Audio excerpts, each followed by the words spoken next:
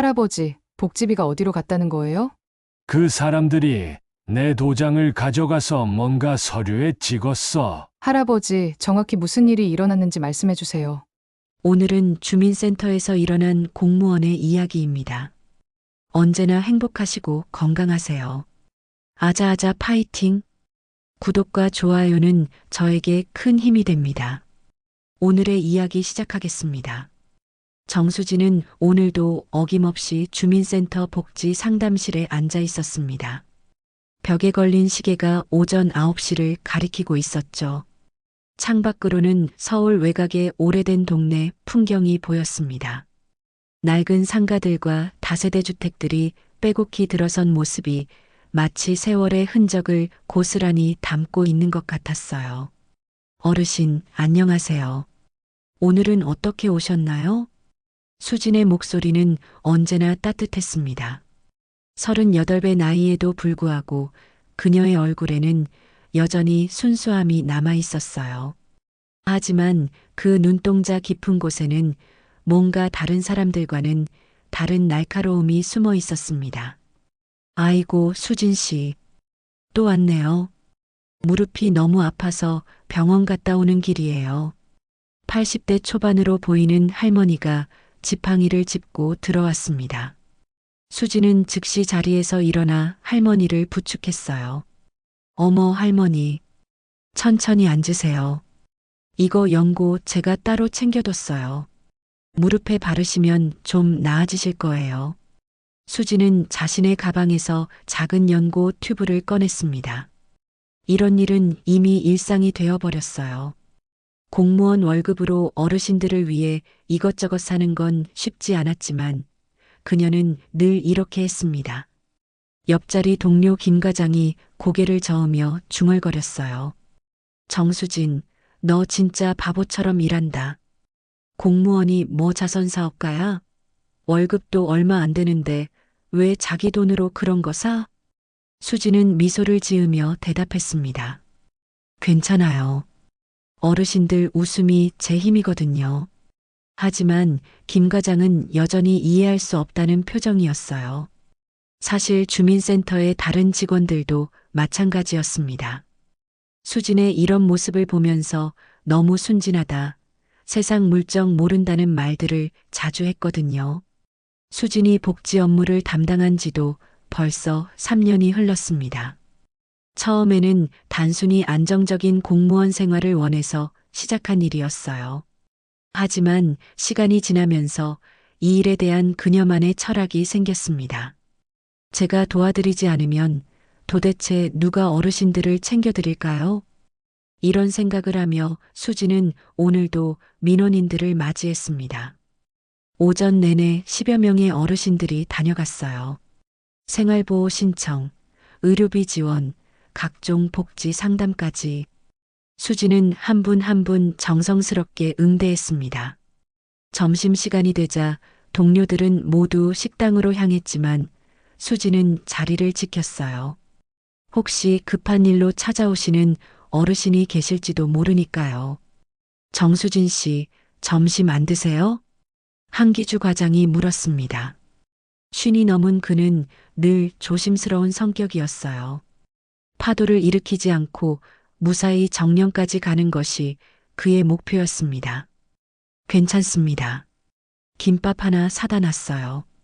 수진이 대답하는 순간 문이 열리며 한 할아버지가 들어왔습니다.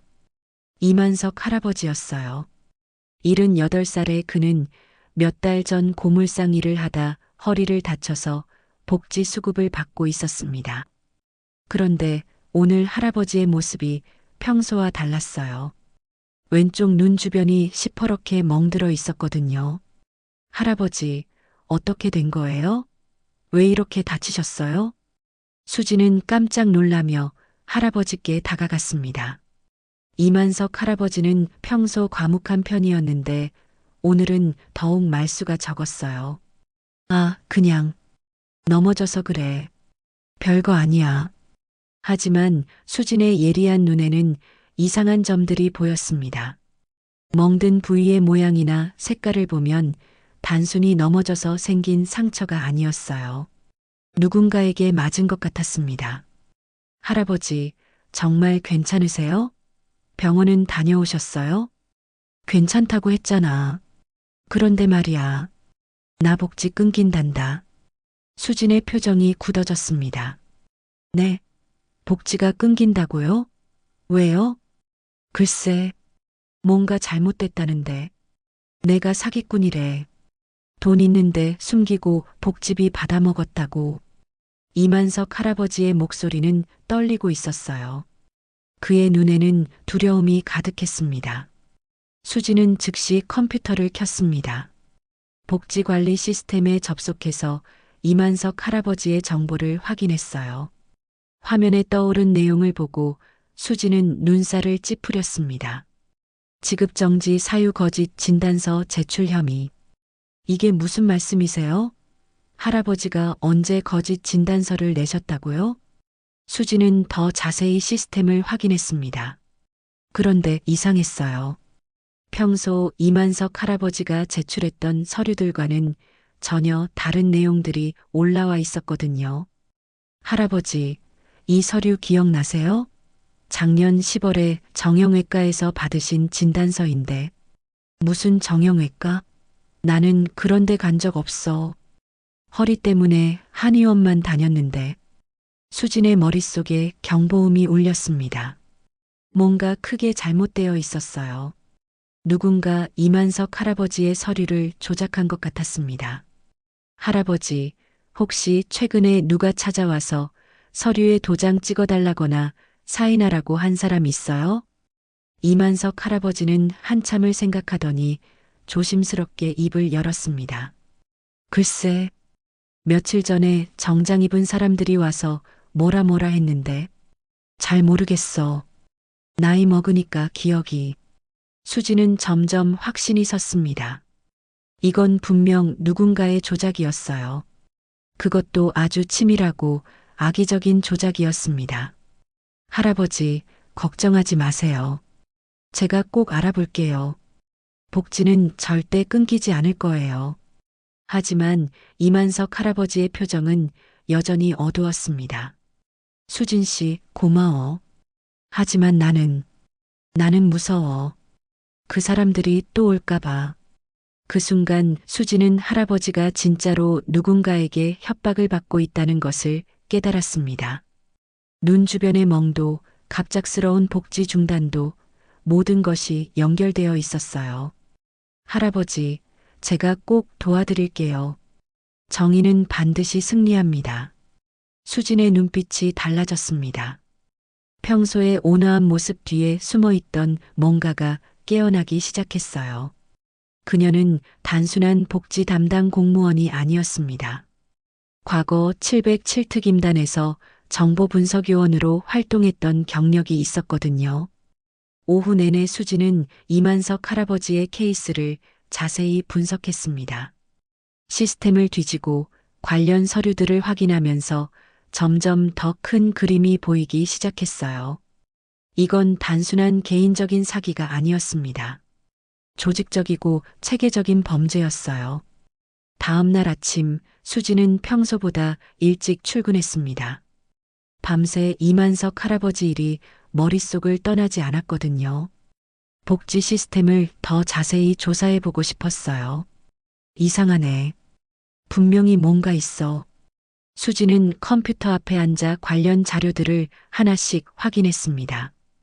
그런데 놀라운 사실을 발견했어요. 이만석 할아버지뿐만 아니라 다른 수급자들의 서류에도 비슷한 흔적들이 있었거든요. 김 여사님, 박 할아버지, 최 할머니. 이분들 서류도 다 이상해. 모두 같은 패턴이었습니다. 갑자기 의심스러운 진단서가 추가되고 복지 중단 사유가 만들어지는 것이었어요. 수진의 가슴이 두근거렸습니다. 이건 분명 조직적인 범죄였어요.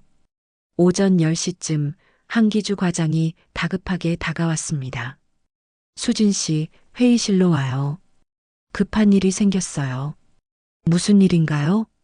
그냥 와요. 복지 관련해서 중요한 분들이 오셨어요.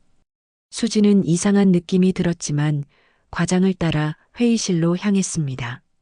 문을 열고 들어간 순간 그녀의 발걸음이 멈췄어요. 회의 테이블에는 정장을 입은 남성 2명과 함께 덩치 큰 중년 남성이 앉아 있었습니다.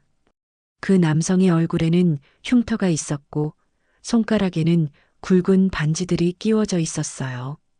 전형적인 조폭의 모습이었습니다. 아, 수진 씨 왔네요. 이분이 마두식 사장님이고요. 이분들은 법무사님들이에요. 한기주 과장의 목소리가 평소보다 떨리고 있었습니다. 수진은 즉시 상황을 파악했어요. 이 사람들이 바로 어르신들을 괴롭히는 장본인들이었습니다. 마두식이 느릿하게 입을 열었습니다. 정수진 씨죠? 소문 많이 들었어요. 어르신들한테 참 잘해준다면서요? 그의 말투는 겉으로는 정중했지만 그 안에는 위협적인 느낌이 숨어 있었어요. 수지는 자연스럽게 대답했습니다. 네, 당연한 일을 하고 있을 뿐이에요. 당연한 일이라. 좋은 말씀이네요. 그런데 말이에요. 요즘 복지 부정수급이 너무 많다고 하던데요. 마두식은 테이블 위에 서류 뭉치를 올려놓았습니다. 이만석이라는 할아버지 있잖아요. 이 양반이 말이에요. 사실은 부동산도 있고 돈도 돌리고 있다는 거 아니에요? 수진의 눈이 날카로워졌습니다. 그게 무슨 말씀이세요? 이만석 할아버지는 고물상 일을 하다 허리를 다쳐서. 아니에요. 여기 증거가 다 있어요. 정장을 입은 남성 중 한 명이 서류를 내밀었습니다. 하지만 수진이 보기에는 모든 게 조작된 것들이었어요. 이 서류들은 가짜예요. 이만석 할아버지는 그런 부동산이나 사업 같은 거 전혀 하지 않으셨어요. 마두식의 얼굴에 차가운 미소가 떠올랐습니다. 가짜라고요? 공무원이 함부로 그런 말 해도 되나요? 이 서류들은 다 법적으로 유효한 것들이에요. 분위기가 점점 험악해졌습니다. 한기주 과장은 눈치만 보고 있었고 정장을 입은 법무사들은 마두식의 편에서 수진을 압박했어요. 정수진 씨, 이런 식으로 나오시면 곤란해요. 우리는 합법적으로 부정수급을 신고하는 거예요. 부정수급이 아니라고 했잖아요. 이만석 할아버지는. 그만해요. 마두식이 갑자기 목소리를 높였습니다. 회의실의 공기가 얼어붙었어요. 수진 씨, 복지라는 게 말이에요. 정말 어려운 사람들한테 가야 하는 거 아니에요? 쓸데없는 돈 계속 퍼주면 나라 살림이 어떻게 되겠어요? 수진은 마두식의 진짜 의도를 정확히 파악했습니다. 이 사람은 어르신들의 명의를 도용해서 대부업이나 다른 불법적인 일에 이용하려는 것이었어요. 복지 중단은 그냥 시작에 불과했습니다. 사장님 말씀은 이해하지만 제가 확인한 바로는 이만석 할아버지는 정당한 수급 대상자예요. 마두식이 자리에서 일어났습니다. 그의 덩치가 수진보다 훨씬 컸어요. 정수진 씨, 세상 돌아가는 거 좀 알아야 해요. 여기는 동화 속이 아니거든요. 그는 천천히 수진에게 다가왔습니다. 한기주 과장은 벌벌 떨면서 아무 말도 하지 못했어요. 복지 끊는 서류, 오늘 안으로 처리해 주세요. 알겠죠? 그럴 수 없습니다. 수진의 대답은 단호했습니다. 마두식의 얼굴이 굳어졌어요. 못하겠다고요? 네, 못하겠어요. 정당한 절차 없이는 복지를 중단할 수 없어요. 그 순간 마두식이 수진의 어깨를 툭 쳤습니다. 겉으로는 친근한 제스처처럼 보였지만 그 안에는 명백한 협박의 의미가 담겨 있었어요. 수진 씨, 계속 그러시면 좀 곤란해질 수도 있어요. 알아들으셨죠? 마두식은 조용히 수진의 귀에 속삭였습니다. 네 손가락부터 부러뜨릴 수도 있어. 알겠지? 바로 그 순간이었습니다. 수진의 눈빛이 완전히 달라졌어요. 지금까지 온화하고 따뜻했던 모습은 온데간데 없이 사라졌습니다. 대신 차갑고 날카로운 무언가가 그녀의 눈에서 번뜩였어요. 707특임단에서 단련된 정보분석요원의 본능이 깨어나기 시작한 것입니다. 지금 뭐라고 하셨나요? 수진의 목소리도 달라졌습니다. 평소의 부드러운 톤 대신 얼음처럼 차가운 음성이었어요. 마두식은 수진의 변화를 눈치채지 못했습니다. 여전히 자신이 우위에 있다고 생각했거든요. 못 들었어요? 말 안 들으면 다칠 수도 있다고 했어요. 수진은 천천히 고개를 끄덕였습니다. 알겠습니다. 정말 잘 들었어요. 마두식은 만족스러운 표정을 지었어요. 드디어 이 고집센 공무원을 굴복시켰다고 생각했습니다. 그럼 서류 처리 부탁드려요. 이만석 할아버지 복지 내일까지 끊어주세요. 네, 알겠습니다. 수진의 대답을 들은 마두식과 법무사들은 만족스럽게 회의실을 나갔습니다. 한기주 과장도 안도의 한숨을 쉬며 자리를 떴어요. 하지만 수진은 그 자리에 계속 서 있었습니다. 그녀의 머릿속에서는 벌써 계획이 세워지고 있었어요. 손가락을 부러뜨린다고. 수진의 입꼬리에 차가운 미소가 떠올랐습니다. 마두식은 아직 모르고 있었어요. 자신이 방금 잘못된 사람을 건드렸다는 것을 말이에요. 그날 밤 수진은 집에서 오랫동안 생각에 잠겼습니다. 평범한 공무원으로 살아가려 했지만 상황이 그것을 허락하지 않았어요. 어르신들을 지키기 위해서는 과거의 자신을 꺼내야 할 때가 온 것 같았습니다. 미안해요, 할아버지들. 제가 좀 더 강해져야겠어요. 수진은 결심을 굳혔습니다. 마두식과의 진짜 싸움은 이제부터 시작이었어요. 다음 날 오전 수진은 평소와 다름없이 출근했습니다. 하지만 그녀의 마음속에는 어제와는 완전히 다른 각오가 자리 잡고 있었어요. 복지 상담실에 앉아 있는 그녀의 모습은 여전히 온화해 보였지만 눈빛만은 달랐습니다. 수진 씨, 어제 회의 어떻게 됐어요? 한기주 과장이 조심스럽게 물어봤습니다. 그는 어제 일이 무사히 마무리되기를 바라고 있었어요. 네, 과장님. 처리하겠다고 했잖아요. 수진의 대답에 한기주 과장은 안도했습니다. 하지만 수진이 말한 처리의 의미는 과장이 생각하는 것과 전혀 달랐어요. 오전 10시쯤 이만석 할아버지가 주민센터로 찾아왔습니다. 어제보다 눈 주변의 멍이 더 심해져 있었어요. 할아버지의 걸음걸이도 평소보다 불안해 보였습니다. 할아버지, 어서 앉으세요. 오늘은 어떻게 오셨어요? 수진 씨, 복지 정말 끊기는 거야? 어제 그 사람들이 또 와서. 이만석 할아버지의 목소리는 떨리고 있었습니다. 수진은 할아버지의 손을 꼭 잡았어요. 할아버지, 걱정하지 마세요. 제가 꼭 지켜드릴게요. 그때 주민센터 현관문이 거칠게 열렸습니다. 마두식이 부하 2명과 함께 들어온 것이었어요. 그는 어제보다 더 거만한 표정을 짓고 있었습니다. 이만석 할아버지 여기 있네. 참 좋은 타이밍이야. 마두식은 이만석 할아버지를 보며 비웃었습니다. 할아버지는 더욱 몸을 움츠렸어요. 할아버지, 복지 끊기는 거 알고 있죠? 이제 그만 좀 받아 처먹어요. 니네 같은 늙은이들이 뭔 복지야?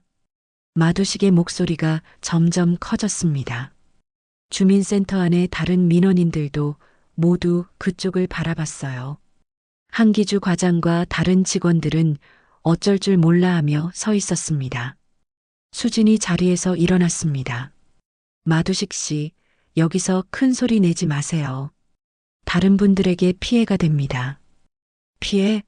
웃기네. 나라 돈 축내는 놈들이 피해를 우누네. 마두식은 이만석 할아버지 앞으로 다가갔습니다.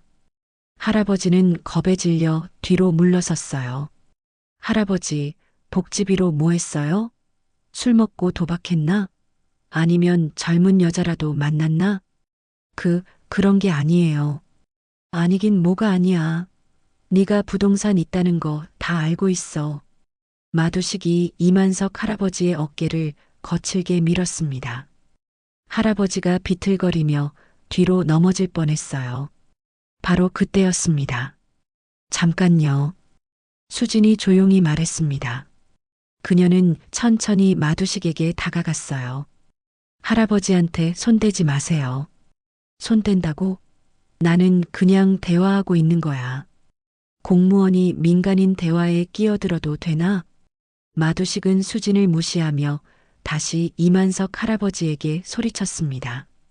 야, 늙은이. 복지 포기각서 여기 있어. 그는 주머니에서 서류를 꺼내 할아버지 앞에 던졌어요. 이만석 할아버지는 떨리는 손으로 그 서류를 바라봤습니다. 할아버지, 서명하지 마세요. 수진이 할아버지와 마두식 사이로 들어섰습니다. 마두식의 얼굴이 일그러졌어요. 정수진, 네가 어제 뭐라고 했는지 기억 안 나? 말 안 들으면 어떻게 된다고 했는지. 마두식이 수진의 어깨에 손을 올렸습니다. 어제처럼 툭 치려는 것이었어요. 하지만 이번에는 달랐습니다. 마두식의 손이 수진의 어깨에 닿는 순간 번개처럼 빠른 일이 벌어졌습니다. 쾅! 마두식의 몸이 공중에서 한 바퀴 돌더니 바닥에 떨어졌습니다. 그는 복부를 움켜쥐고 신음했어요. 무슨 일이 벌어졌는지 이해하지 못하겠다는 표정이었습니다. 수진은 여전히 같은 자리에 서 있었습니다. 마치 아무 일도 일어나지 않은 것처럼 말이에요. 뭐야 이게. 마두식의 부하들이 당황하며 중얼거렸습니다. 주민센터 안에 모든 사람들이 숨을 죽이고 지켜보고 있었어요. 수진이 바닥에 쓰러진 마두식을 내려다봤습니다. 그녀의 목소리는 얼음처럼 차갑게 변해 있었어요. 공무원 손에 맞아 죽을 뻔한 놈은 넌 처음이야. 마두식은 아직도 상황을 파악하지 못하고 있었습니다. 분명히 자신이 수진의 어깨를 툭 치려고 했는데 어느 순간 복부에 강한 충격을 받고 바닥에 떨어져 있었거든요. 너, 뭐야 너. 넌 지금 국민을 협박한 거야. 수진은 마두식에게 한 걸음 더 다가갔습니다. 그녀의 눈에는 지금까지 숨겨져 있던 무서운 기운이 흘러나오고 있었어요. 국민의 세금으로 운영되는 이곳에서 복지수급자를 협박하고 폭력을 행사했어. 그것도 공무원 앞에서. 마두식이 겨우 일어났습니다. 복부의 고통 때문에 허리를 펼 수 없었어요. 너 뭐야? 어떻게? 나는 그냥 복지 담당 공무원이야. 할아버지들 복지 지켜주는 게 내 일이고. 수지는 주변을 둘러봤습니다. 이만석 할아버지는 놀란 눈으로 그녀를 바라보고 있었어요. 다른 어르신들도 마찬가지였습니다. 그런데 할아버지 핸드폰으로 지금 다 찍혔네요. 수진이 이만석 할아버지의 핸드폰을 가리켰습니다. 할아버지는 영상통화를 하던 중이었는데 방금 전 상황이 고스란히 녹화되고 있었던 것이었어요. 마두식의 얼굴이 새파랗게 변했습니다. 야, 그거 지워. 왜요? 진실인데 뭘 지워요? 수진은 차분하게 대답했습니다. 그러면서 마두식을 다시 한번 쳐다봤어요. 참고로 말하는데 당신이 방금 한 행동은 공무집행방해죄에 해당해요. 그리고 노인 학대죄도 추가될 수 있고요. 마두식은 분노에 차서 주먹을 불끈 쥐었습니다. 인연이 정말. 하지만 그는 더 이상 수진에게 다가가지 못했어요. 방금 전 일격을 당한 후 본능적으로 위험을 감지했거든요. 넌 뒤졌어. 진짜 뒤졌어. 마두식은 이 말을 남기고 부하들과 함께 주민센터를 나갔습니다. 하지만 그의 걸음걸이는 여전히 불안정했어요. 주민센터 안이 조용해졌습니다. 한기주 과장과 다른 직원들은 수진을 바라보며 말을 잃었어요. 방금 전 일이 현실인지 꿈인지 확신할 수 없었습니다. 이만석 할아버지가 떨리는 목소리로 말했습니다. 수진 씨, 괜찮을까요? 그 사람들이 보복을. 할아버지, 걱정하지 마세요. 이제 시작이에요. 수지는 다시 평소의 온화한 미소를 지었습니다. 하지만 그 미소 뒤에는 강한 의지가 숨어 있었어요. 그날 오후 주민센터는 난리가 났습니다. 마두식이 공무원에게 폭행당했다며 민원을 제기한 것이었어요. 곧바로 내부 감찰과 징계 절차가 시작됐습니다. 하지만 수지는 전혀 후회하지 않았습니다. 오히려 이제부터가 진짜 시작이라고 생각했어요. 어르신들을 지키는 것, 그게 내가 해야 할 일이야. 수진의 전쟁이 시작된 것입니다. 주민센터에서의 사건 이후 사흘이 지났습니다. 수진은 예상했던 대로 내부징계위원회에 회부됐어요. 한기주 과장은 하루 종일 전전긍긍하며 수진을 피하고 있었습니다. 수진 씨, 이번 일 정말 심각해요. 구청에서도 난리고. 괜찮아요, 과장님. 제가 처리할게요. 수진은 여전히 침착했습니다. 하지만 마음 한편으로는 더 큰 문제가 있다는 것을 알고 있었어요. 마두식이 단순히 포기할 사람이 아니었거든요. 그날 오후 수진은 복지 관련 서류들을 정리하다가 충격적인 사실을 발견했습니다.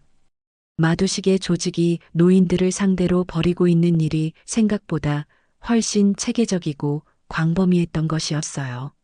이게 뭐야? 컴퓨터 화면에는 10여 명의 노인 수급자들 정보가 떠 있었습니다. 모두 비슷한 패턴을 보이고 있었어요. 갑작스러운 서류 변경, 의심스러운 재산 신고, 그리고 복지 중단 요청들이었습니다.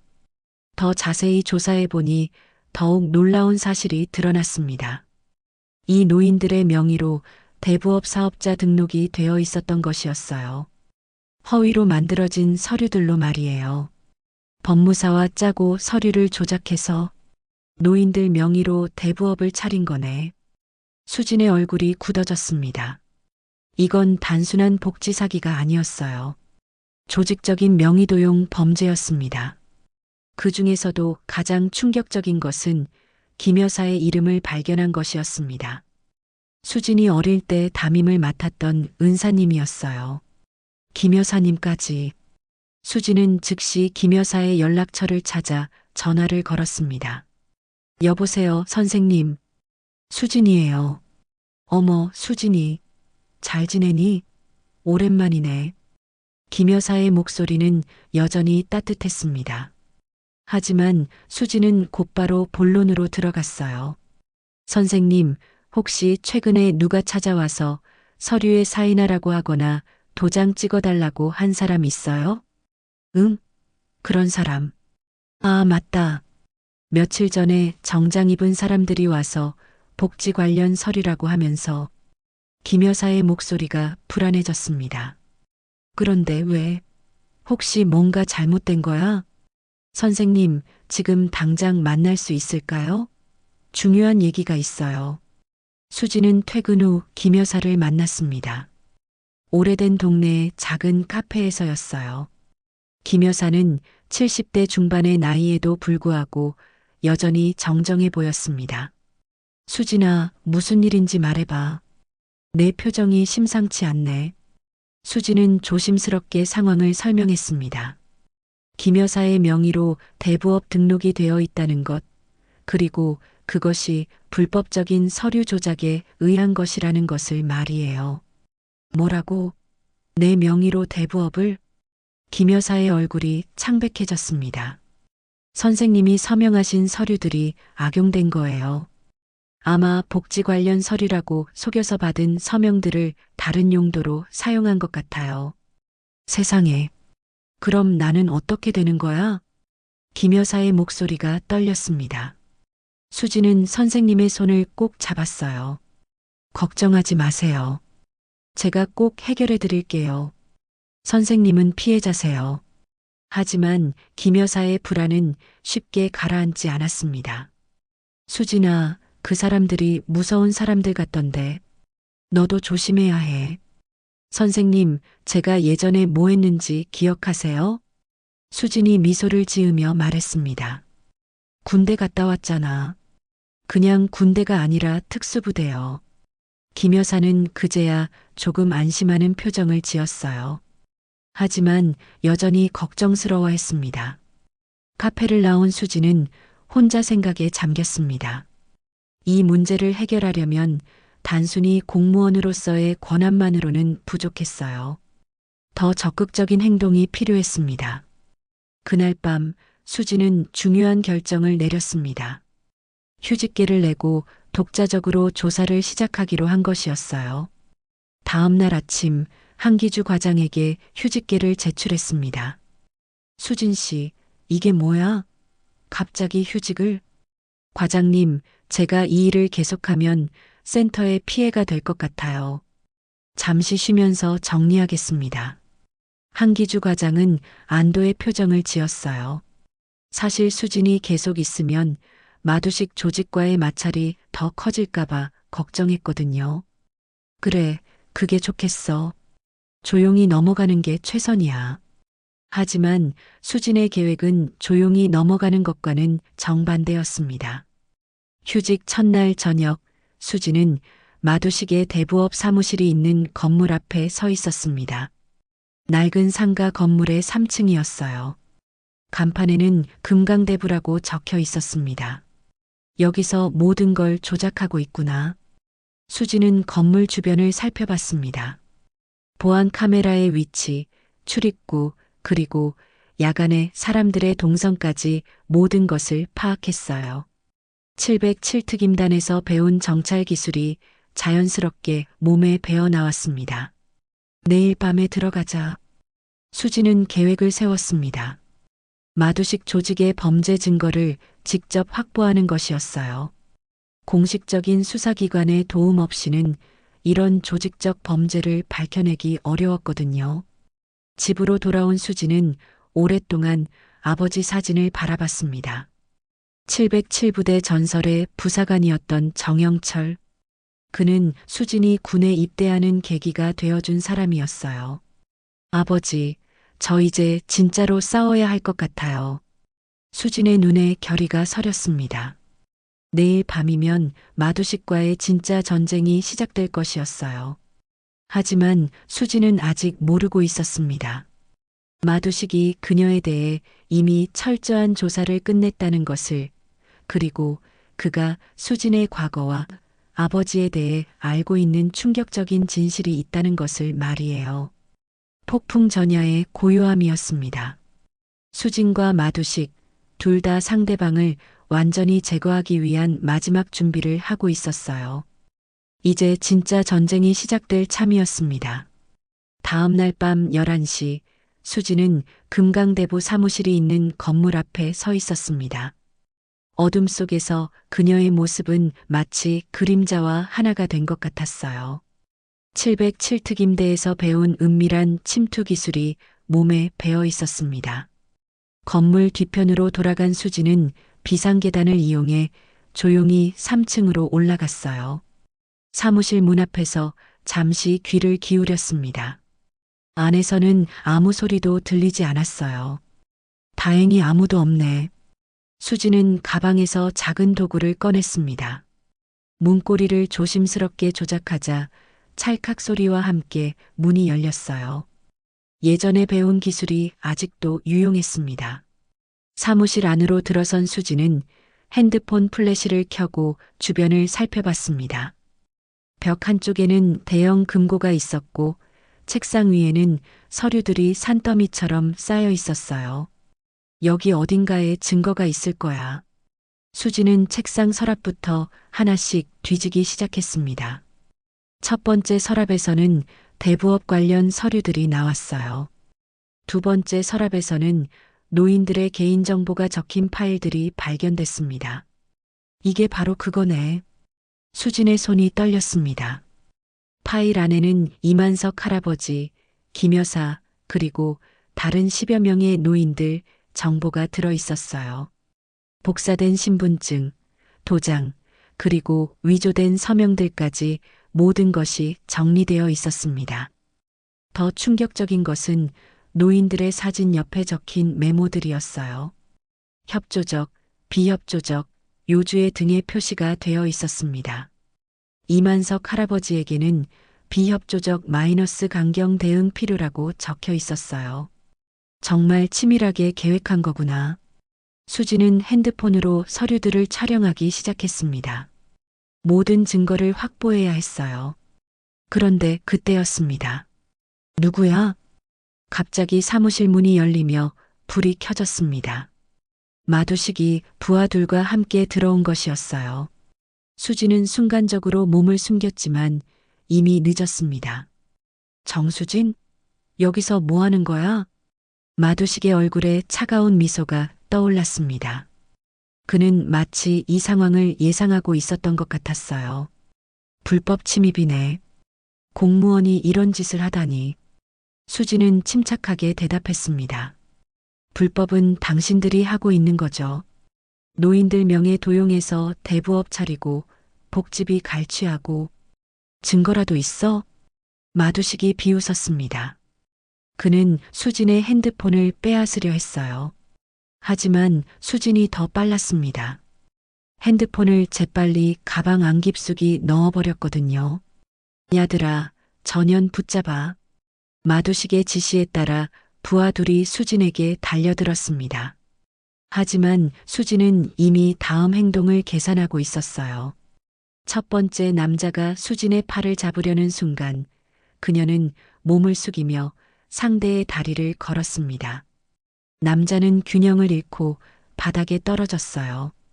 두 번째 남자가 뒤에서 달려오자 수진은 뒤돌아서며 팔꿈치로 상대의 명치를 찔렀습니다. 끙. 두 번째 남자도 고통스러워하며 뒤로 밀려났어요. 하지만 마두식이 책상 서랍에서 뭔가를 꺼내는 것을 본 수진의 얼굴이 굳어졌습니다. 이제 정신 차릴 때가 됐지? 마두식의 손에는 작은 칼이 들려 있었어요. 그는 천천히 수진에게 다가왔습니다. 정수진, 네가 누군지 다 알아봤어. 마두식의 말에 수진의 눈빛이 변했습니다. 뭐라고? 707특임단 정보분석요원 출신, 부사관 정영철의 딸. 수진의 심장이 멎을 것 같았습니다. 마두식이 어떻게 아버지에 대해 알고 있는 건지 이해할 수 없었어요. 내 아버지 말이야. 예전에 우리 조직하고 한바탕 붙었어. 마두식은 칼날을 수진에게 겨누며 계속 말했습니다. 그때 정영철이라는 부사관이 우리 조직원들 몇 명을 잡아넣었거든. 그래서 우리가 복수했지. 무슨 말이에요? 수진의 목소리가 떨렸습니다. 네 아버지가 어떻게 죽었는지 정말 몰라? 교통사고로 죽었다고 들었나? 마두식의 미소가 더욱 사악해졌어요. 교통사고가 아니야. 우리가 그렇게 만든 거지. 브레이크를 조작해서 말이야. 수진의 세상이 무너지는 느낌이었습니다. 아버지의 죽음이 단순한 사고가 아니었다는 것을, 그리고 그 배후에 마두식 같은 조직이 있었다는 것을 처음 알게 된 것이었어요. 거짓말이야. 거짓말? 증거도 있어. 네 아버지 차에서 나온 브레이크 부품 말이야. 아직도 보관하고 있거든. 마두식은 책상 서랍에서 작은 상자를 꺼냈습니다. 그 안에는 녹슨 금속 조각이 들어 있었어요. 이게 네 아버지 차에서 나온 브레이크 패드야. 우리가 의도적으로 손상시킨 거지. 수진의 다리에 힘이 빠졌습니다. 그동안 존경해왔던 아버지가 이런 식으로 죽었다는 것을, 그리고 자신이 지금 그 원수들과 마주하고 있다는 것을 받아들이기 어려웠어요. 이제 알겠지? 니도 네 아버지처럼 될 거야. 마두식이 칼을 들고 수진에게 다가왔습니다. 하지만 그 순간 무언가가 수진의 마음속에서 폭발했어요. 분노와 복수심이 한꺼번에 치밀어 올랐습니다. 아버지를. 수진의 목소리가 차갑게 변했습니다. 아버지를 죽인 게 너희들이라고? 마두식이 칼을 휘두르는 순간 수진이 움직였습니다. 하지만 좁은 공간에서 3명을 상대하기에는 불리했어요. 마두식의 칼날이 수진의 팔을 스쳤고 부하들이 다시 달려들었습니다. 끝까지 버텨봐라. 결국 수지는 여러 명에게 둘러싸여 구타를 당했습니다. 아무리 특수부대 출신이라고 해도 무기를 든 여러 명을 상대하기에는 한계가 있었어요. 창고에 가둬놔. 내일 어떻게 처리할지 생각해보자. 마두식의 지시에 따라 수지는 사무실 안쪽의 작은 창고로 끌려갔습니다. 몸 곳곳이 아팠고 머리도 어지러웠어요. 창고 문이 닫히고 자물쇠가 걸리는 소리가 들렸습니다. 수지는 어둠 속에서 혼자 남겨졌어요. 아버지. 수진의 눈에서 눈물이 흘러내렸습니다. 그동안 품고 있던 아버지에 대한 그리움과 방금 알게 된 진실에 대한 충격이 한꺼번에 밀려왔어요.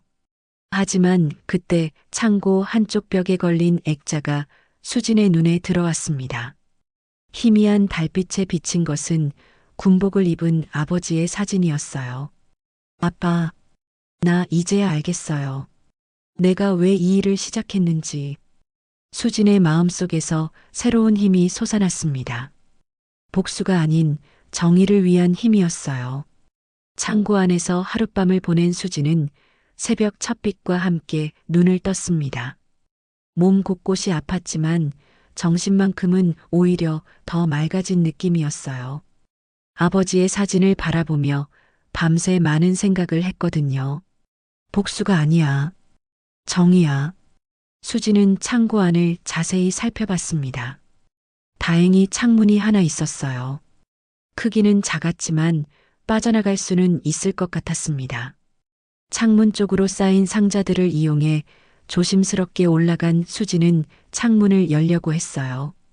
하지만 창문은 바깥쪽에서 용접으로 막혀 있었습니다. 역시 쉽지 않네. 그때 창고 문 쪽에서 소리가 들렸습니다. 누군가 자물쇠를 여는 소리였어요. 수지는 재빨리 원래 자리로 돌아가 누워있는 척했습니다. 일어나, 정수진. 마두식이 들어왔습니다. 그의 표정은 어제보다 더 차가워 보였어요. 마지막으로 기회를 줄게. 어제 찍은 사진들 다 지우고 이 일에서 손 떼. 그럼 살려줄게. 수지는 천천히 일어났습니다. 거절합니다. 뭐? 할아버지들을 괴롭히는 것도 아버지를 죽인 것도 용서할 수 없어요. 마두식의 얼굴이 일그러졌어요. 그럼 니도 네 아버지처럼 죽어야지. 하지만 수진은 더 이상 어제의 그 수진이 아니었습니다. 하룻밤 사이에 뭔가 중요한 깨달음을 얻었던 것이었어요. 마두식이 다시 칼을 꺼내는 순간 수진이 움직였습니다. 어제와는 완전히 다른 속도와 정확성이었어요. 상자를 발로 차서 마두식의 다리를 맞히고 그 틈에 창고 밖으로 뛰어나갔습니다. 잡아. 사무실에 있던 부하들이 수진을 추격했지만 그녀는 이미 계단을 내려가고 있었어요. 건물을 빠져나온 수진은 골목길로 사라졌습니다. 젠장, 놓쳤어. 마두식은 분노에 차서 소리쳤어요. 하지만 이미 늦었습니다. 집으로 돌아온 수진은 즉시 샤워를 하고 상처를 치료했습니다. 그리고 나서 중요한 전화를 걸었어요. 윤하성? 나 수진이야. 전화 너머로 반가운 목소리가 들려왔습니다. 수진아, 오랜만이다. 어떻게 지내? 윤하성은 수진의 707특임단 시절 동기였어요. 현재는 서울 강남경찰서에서 형사로 일하고 있었습니다. 하성아, 급한 일이 있어서 그래. 지금 만날 수 있어? 그럼 어디서 볼까? 2시간 후 수진과 윤하성은 조용한 카페에서 만났습니다. 윤하성은 수진의 얼굴을 보자마자 심각한 표정을 지었어요. 수진아, 무슨 일이야? 얼굴에 상처가. 하성아, 들어봐. 정말 중요한 일이야. 수진은 지금까지 일어난 모든 일을 윤하성에게 설명했습니다. 마두식 조직의 노인 대상 사기, 명의도용 범죄, 그리고 아버지의 죽음에 얽힌 진실까지 모든 것을 털어놓았어요. 윤하성은 진지하게 수진의 이야기를 들었습니다. 수진아, 이거 정말 심각한 문제네. 근데 증거는 확보했어? 수진은 핸드폰을 꺼냈습니다. 여기다 있어. 어젯밤에 찍은 사진들이야. 윤하성이 사진들을 확인하더니 놀란 표정을 지었어요. 이거면 충분해. 조직적 사기, 명의도용, 노인학대, 여러 혐의로 기소할 수 있어. 그런데 하성아, 공식 수사가 시작되기 전에 이 사람들이 증거를 없애버릴 수도 있어. 윤하성이 고개를 끄덕였습니다. 맞는 말이야. 그런데 수진아, 너 정말 대단하다. 내가 아버지와 똑같은 길을 걷고 있다는 거 알아? 무슨 말이야? 정영철 부사관님도 이런 식으로 불의와 싸우셨잖아. 위험을 무릅쓰고 시민들을 지키려고 했던 분이셔. 윤하성의 말에 수진의 마음이 따뜻해졌습니다. 아버지가 자랑스러우셨을 거야. 딸이 이렇게 용감하게 싸우고 있다는 걸 아시면. 두 사람은 구체적인 수사 계획을 세웠습니다. 우선 수진이 확보한 증거를 바탕으로 내부 수사를 시작하고 동시에 주민센터 내부의 공모자들도 색출하기로 했어요. 하성아, 그런데 한 가지 더 부탁이 있어. 뭔데? 마두식과의 마지막 대결은 내가 직접 하고 싶어. 아버지를 위해서라도. 윤하성은 걱정스러운 표정을 지었어요. 수진아, 위험하잖아. 그냥 우리가 체포하면 되는데. 아니야. 이건 내가 끝내야 할 일이야. 물론 너희 도움은 필요하지만. 결국 윤하성은 수진의 의지를 존중하기로 했습니다. 대신 만약의 상황에 대비해 경찰 지원을 준비해 두기로 했어요. 그날 오후 수진은 주민센터를 찾아갔습니다. 휴직 중이었지만 꼭 해야 할 일이 있었거든요. 수진 씨, 왜 여기에? 한기주 과장이 당황하며 물어봤습니다. 과장님, 중요한 얘기가 있어요. 수진은 과장을 별도 공간으로 불러내어 상황을 설명했습니다. 마두식 조직의 범죄와 주민센터 내부 공모 가능성에 대해서 말이에요. 설마 우리 센터에 그런 사람이 있을 리가. 과장님, 이걸 보세요. 수진은 핸드폰에 저장된 증거 사진 중 일부를 보여줬습니다. 그 안에는 주민센터 직원 중 한 명의 서명이 들어간 서류가 있었어요. 한기주 과장의 얼굴이 창백해졌습니다. 이게 정말이야? 네, 과장님. 내일 경찰 수사가 시작될 거예요. 센터도 조사받게 될 것 같아요. 한기주 과장은 한참 동안 말을 잃었습니다. 그러더니 조용히 말했어요. 수진 씨, 미안해. 내가 너무 소극적이었어. 내가 혼자 이런 위험한 일을 맡게 해서. 괜찮아요, 과장님. 이제부터라도 함께 하시면 돼요. 수진은 마지막으로 이만석 할아버지를 찾아뵀습니다. 할아버지는 여전히 불안해하고 계셨어요. 할아버지, 이제 정말 끝날 거예요. 복지도 계속 받으실 수 있고 그 나쁜 사람들도 처벌받을 거예요. 수진 씨, 고마워. 정말 고마워. 이만석 할아버지의 눈에 눈물이 맺혔습니다. 그런데 수진 씨, 조심해야 해. 그 사람들이 가만히 있지 않을 거야.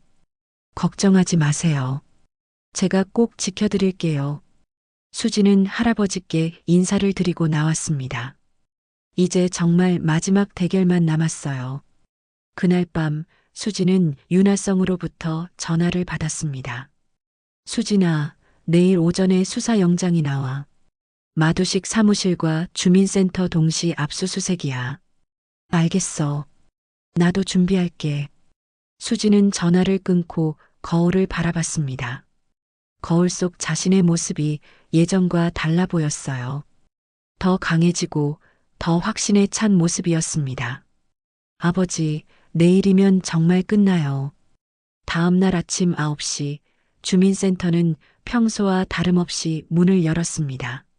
하지만 수진의 마음은 긴장으로 가득했어요. 오늘이 마두식과의 마지막 대결이 될 것이라는 걸 알고 있었거든요. 윤하성으로부터 문자가 왔습니다. 오전 10시에 동시 압수수색 시작. 조심해. 수지는 복지 상담실에 앉아 평소처럼 업무를 보는 척했습니다. 하지만 언제든지 움직일 수 있도록 준비하고 있었어요. 10시 정각 주민센터 현관문이 열렸습니다. 마두식이 부하 3명과 함께 들어온 것이었어요. 그의 얼굴에는 분노가 가득했습니다. 정수진 어디 있어? 마두식의 큰 목소리에 센터 안이 순식간에 조용해졌어요. 민원인들과 직원들 모두 긴장한 표정으로 그를 바라봤습니다. 수진이 자리에서 일어났습니다. 여기 있어요. 너 때문에 우리 사무실에 경찰이 왔어. 뭔 짓을 한 거야? 마두식은 수진에게 다가오며 소리쳤습니다. 하지만 수진은 전혀 당황하지 않았어요. 당연한 일을 했을 뿐이에요. 범죄자는 처벌받아야죠. 범죄자? 야, 인연이 정말. 마두식이 주먹을 불끈 쥐는 순간 한기주 과장이 급하게 나섰습니다. 마두식 씨. 여기서 이러시면 안 됩니다. 다른 민원인들도 있고. 닥쳐. 이건 내 문제야.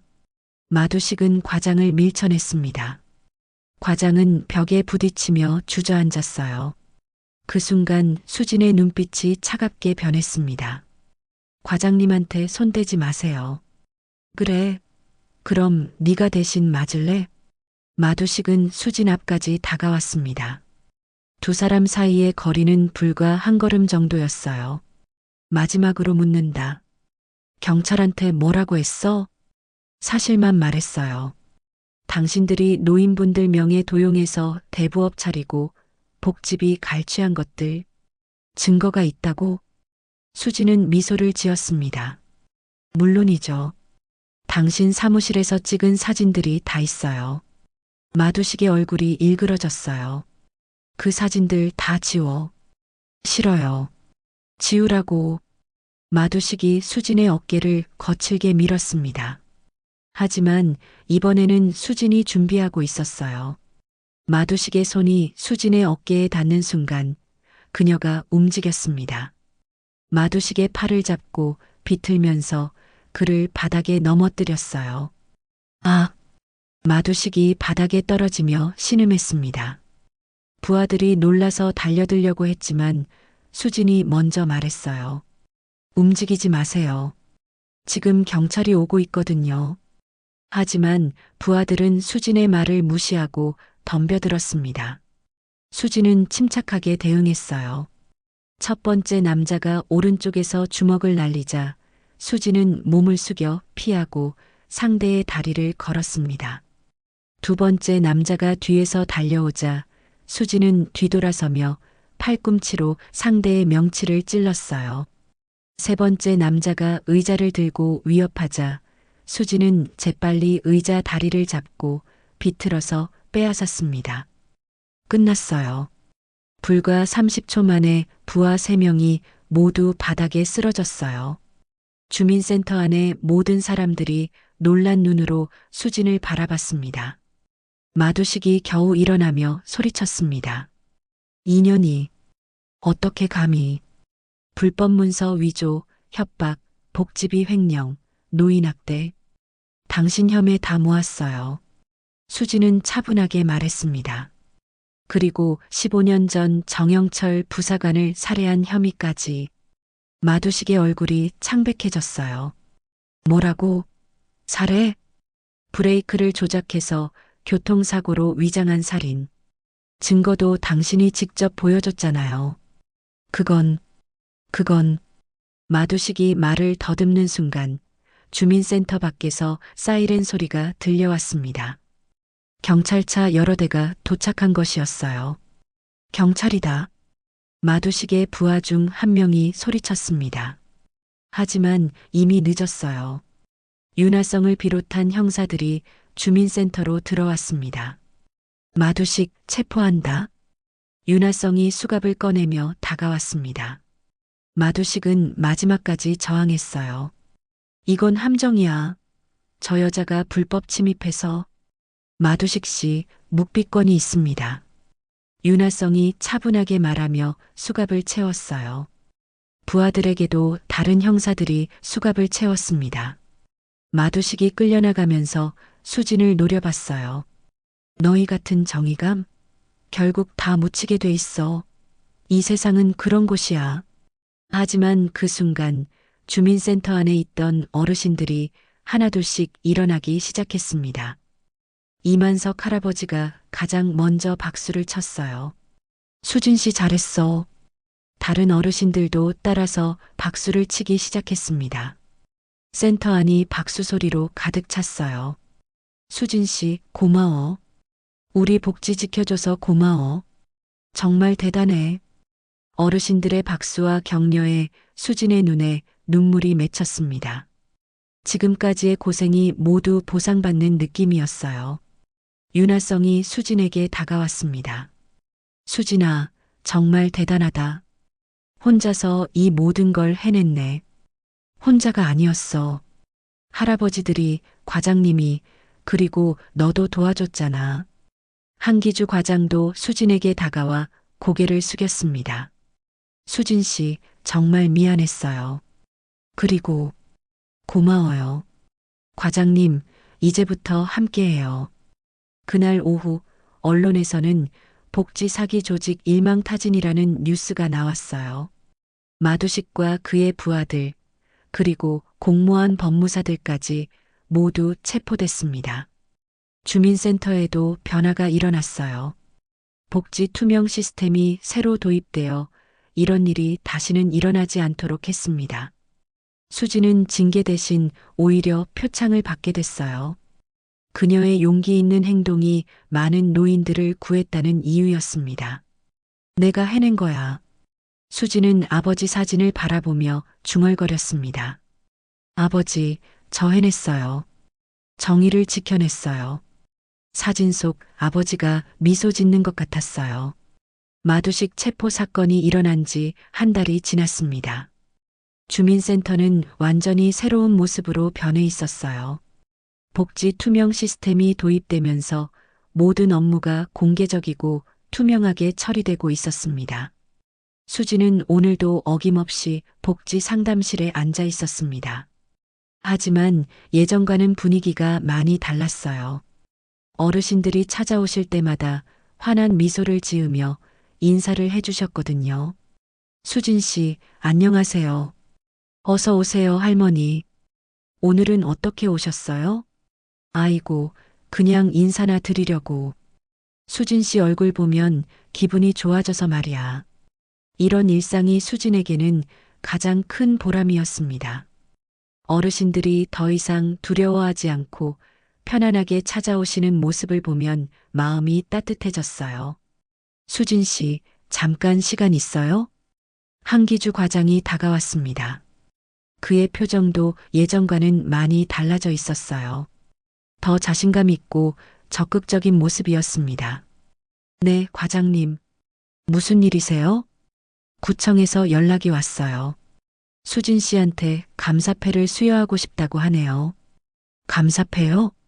네, 복지 부정을 척결하고 시민들을 보호한 공로를 인정받은 거예요.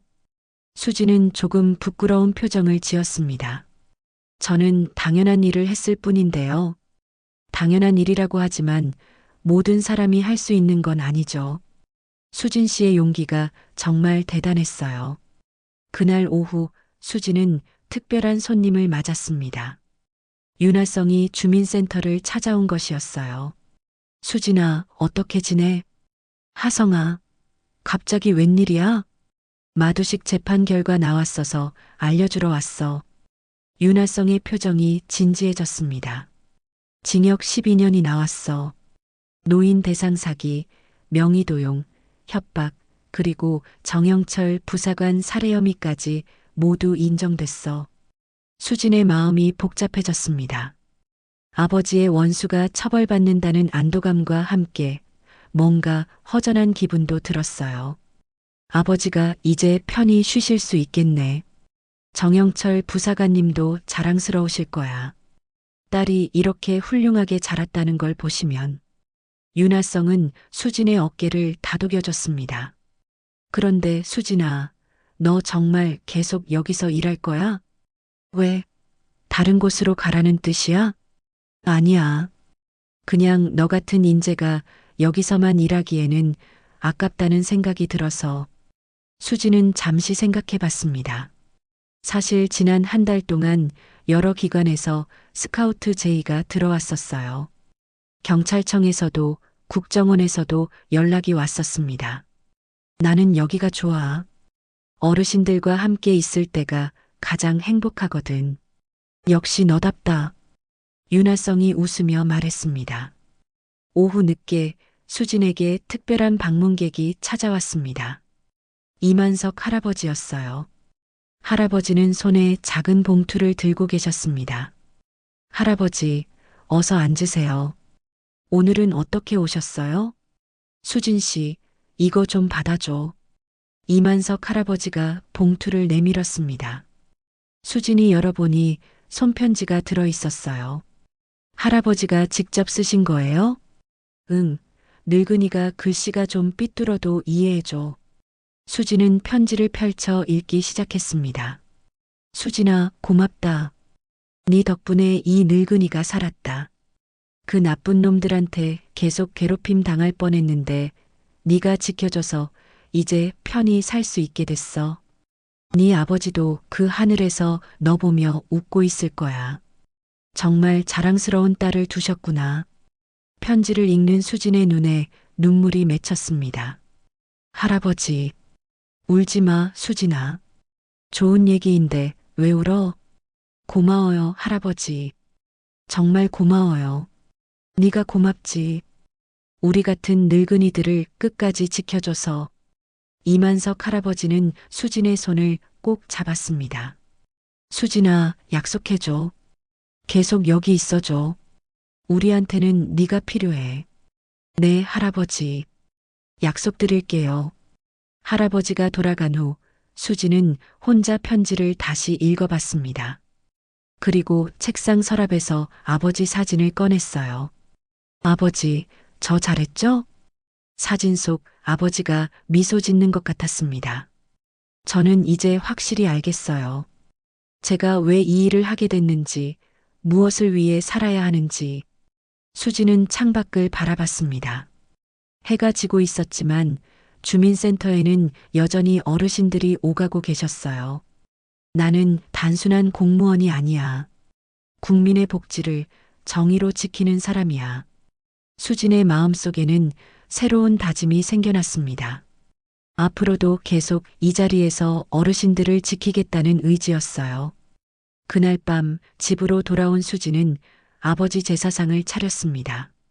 간단한 음식이었지만 정성이 가득했어요. 아버지, 이제 정말 끝났어요. 아버지를 죽인 놈들도 처벌받았고 어르신들도 안전해졌어요. 수진은 아버지 사진 앞에 절을 올렸습니다. 앞으로도 아버지처럼 정의롭게 살겠어요. 약한 사람들을 지키는 사람이 되겠어요. 다음 날 아침 수진은 평소보다 일찍 출근했습니다. 주민센터 문을 열고 들어서니 깔끔하게 정리된 복지 상담실이 보였어요. 오늘도 어르신들 웃음이 내 힘이야. 수진은 자리에 앉아 컴퓨터를 켰습니다. 오늘도 많은 어르신들이 찾아오실 것이었어요. 그리고 수진은 그분들을 정성껏 도와드릴 준비가 되어 있었습니다.